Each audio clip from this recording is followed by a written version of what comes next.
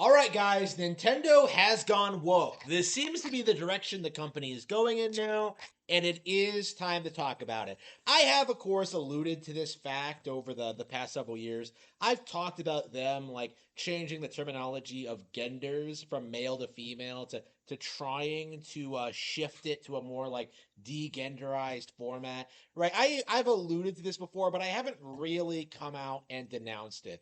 The reason being that until recently, it didn't really feel like it was that big of a deal. It felt like they were going in a woke direction, but it did feel like, they were trying to just get away with as much as they could get away with, right? Now, it seems like they've taken the next big step to the point where, like, normies are beginning to notice. And I do think this is a really exciting thing because we saw Xenoblade Chronicles 3 try to like localize Juniper as being non-binary, and that kind of got ignored, right? We saw Splatoon 3 try to label the protagonists as as as they thems, tried to label act as a they them, and like nobody really noticed or cared about it unless it was like specifically to denounce how ridiculous it was, right? Pikmin 4 had like the main character be referred to as a they, right?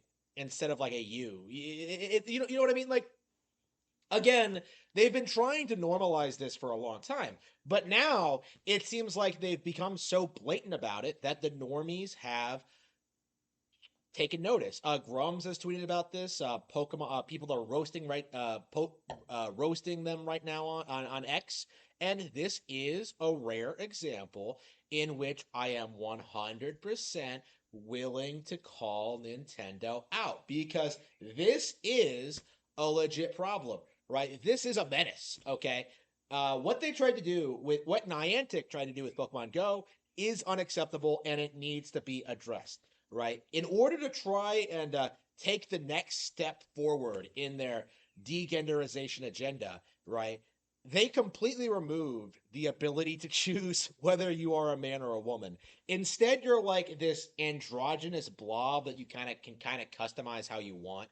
And it looks ugly, like nobody likes it, nobody enjoys it. Like you can't really make feminine characters with the body types because of course like men and women have like completely different body types. So, female players are struggling to recreate their avatars the way they looked at it. Keep in mind, this is after they charged people to customize their avatars to begin with. So what it looks like to me is that Niantic, being a Western studio, is going ahead with the progressive agenda.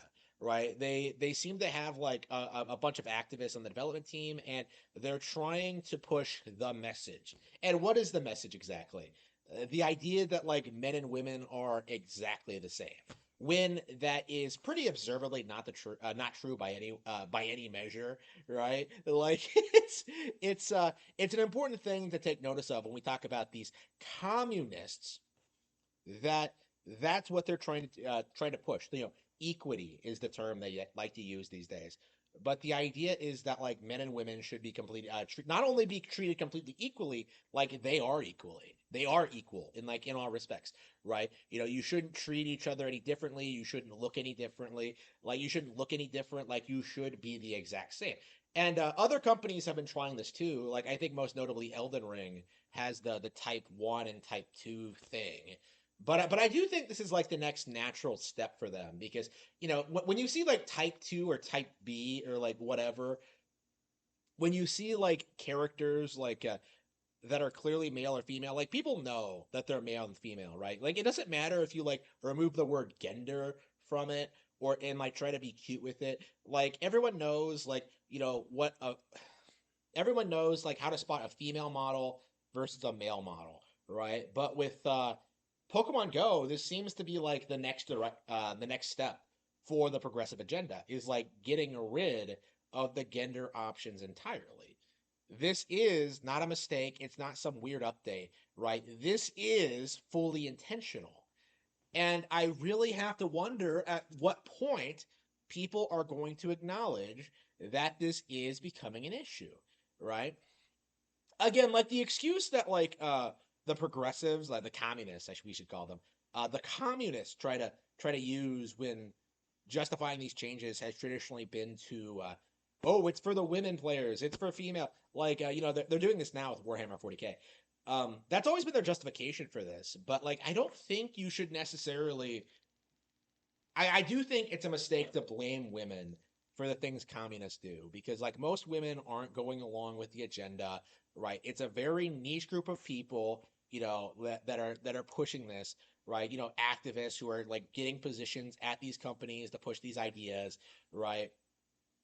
Like don't blame women in general for what these communists are doing.